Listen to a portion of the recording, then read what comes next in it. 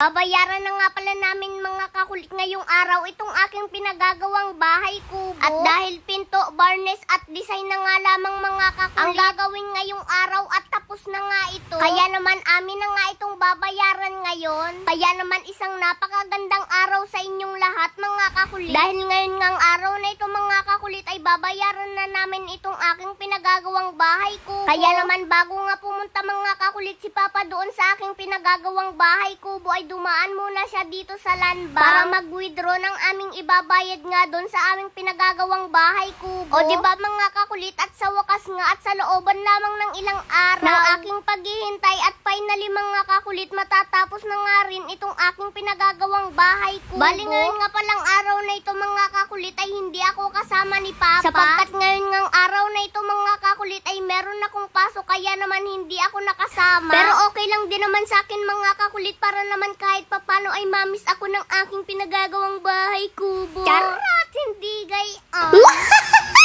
So ayan mga kakulit, at ngayon nandito ako sa pinapagawang kubo ni Kenzo at hindi ko kasama ngayon si Kenzo kasi may pasok siya kaya ako na lang pumunta dito. At ngayon, papakita ko sa inyo kung ano nang itsura ng pinapagawang kubo ni Kenzo. Ayan o, makikita. Wow, di ba? Sobrang napakaganda na. Yan. Ganda na ng kubo ni Kenzo. Tara, samahan niyo ako. Tingnan natin. At pagkarating nga pala mga kakulit ni Papa dito sa aking pinagagawang kubo, ay nakita niya na inilalagay na nga mga kakulit ang panara ng pintuan. O diba mga kakulit, at kaunting kembot na nga lamang ay matatapos na nga rin itong aking pinagagawang bahay kubo. Bali kapag naikabit na nga pala mga kakulit itong panara ng pintuan, ay ang isusunod naman nila ay yung mga design nitong aking pinagagawang bahay kubo. Syempre mga kakulit, para mas lalo pa nga siyang gumanda. Lalo na nga mga kakulit kapag nalagyan na nga siya ng varnish. At kapag nalagyan na nga siya ng varnish mga kakulit ay doon natin makikita kung gaano nga ba talaga siya kakisig at kaganda. Kagaya nga ng ating panahon ngayon na nasisilayan ko ang katangiang ganda. Charot! Hindi gayon. At kung makikita nyo nga mga kakulit ay yung dalang merienda ni Papa ay siya na lamang yata ang umubos at kumain. Charot! Hindi dapat gayon. Bali nang maikabit na nga pala mga kakulit ang panara ng pintuan, ang isinunod naman nilang ilagay mga kakulit ay yung mga design. O diba mga kakulit, napakaganda talaga ng kanyang design. Dahil ang kanyang design mga kakulit ay ibon na may hawak na bulaklak. At ito yung ibon mga kakulit na maghahatid ng bulaklak para sa iyo mula sa isang katulad ko. Charot! Hindi gayon. Bata ka pa, Kenzo. Bali sa mga oras nga pala na ito mga kakulit, dahil patapos na nga itong aking pinagagawang bahay kubo. Kaya naman ngayong araw na ito mga kakulit ay babayaran na nga rin ito ni Papa. Noong nag-umpisa nga pala mga kakulit na gawain itong aking bahay kubo, ay nagpaunang bayad na si Papa. Kaya naman ngayong araw ay ang babayaran na lamang niya ay yung kakulangan. Bali pinalagyan ko na nga rin pala mga kakulit ng aking pangalan itong aking pinagagawang bahay kubo. Para naman mga kakulit hindi ito mawawala dahil may pangalan ko. Uy hala, para namang mawawala. Charot! Hindi gayon.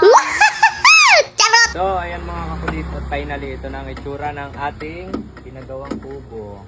Ito, tingnan natin, pasok dito. Ayan. At ito mga kakulit yung ating mayong na pinto. O, di ba? At ito ang itsura ng kanyang loob.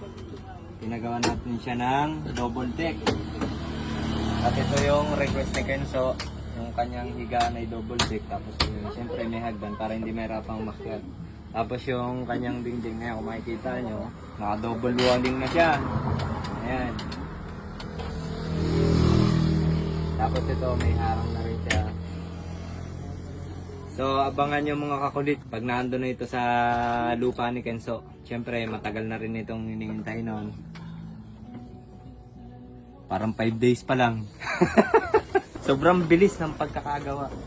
Yan. At sa mga gustong magpagawa ng ganitong klase ng kubo mga kakulit, talaga namang quality at napakaganda. Dito lang po yan sa Mulanay. Pag galing kayong Katanawan bago dumating ng Mulanay, makikita nyo tong mabang kalsada na to na nasa tabi ng dagat. Ayan. At dito nyo sila matatagpuan. Bukod sa mura, talaga namang makikita nyo kung gaano kaganda yung pagkakagawa. Saka napakabilis na.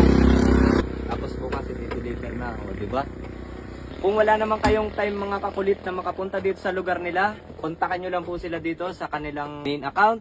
At ito rin yung kanilang cellphone number. At ngayon mga kakulit, makikita nyo naman oh. Siyempre, kung may kwarto, meron din tayong kusina. Ayan oh, may lababo. At saka napakaganda ang lababo. Ito, kung makikita nyo. Oh, di ba? Ganda.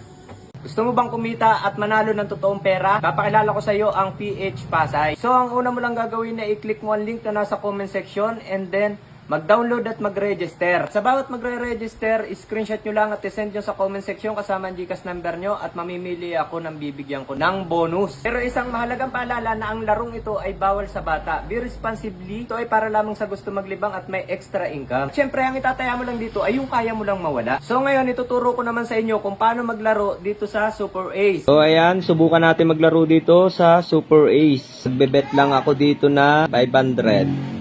Then, spin lang. Ayan, oh, 1.8. Uy, scatter. Okay. Uy, 4,000. 3,000. 1.5. Wow. Grabe. Uy, 7.2. Uy, 24,000. Wow. 6,000. Uy.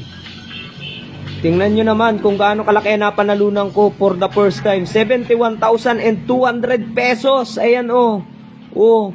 Ayan. O, diba?